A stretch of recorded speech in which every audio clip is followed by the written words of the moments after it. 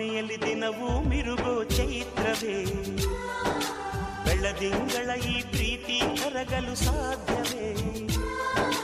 ನಮ್ಮ ಮನೆಯಲ್ಲಿ ದಿನವೂ ಮಿರುಗೋ ಚೈತ್ರವೇ, ಬೆಳದಿಂಗಳ ಈ ಪ್ರೀತಿ ಕರಗಲು ಸಾಧ್ಯವೇ?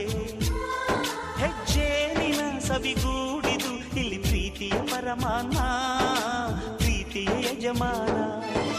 ನಮ್ಮ ಮನೆಯಲ್ಲಿ ದಿನವೂ ಮಿರುಗೋ ಚೈತ್ರವೇ, ಬೆಳದಿಂಗಳ ಈ ಪ್ರೀತಿ ಕರಗಲು ಸಾಧ್ಯವೇ?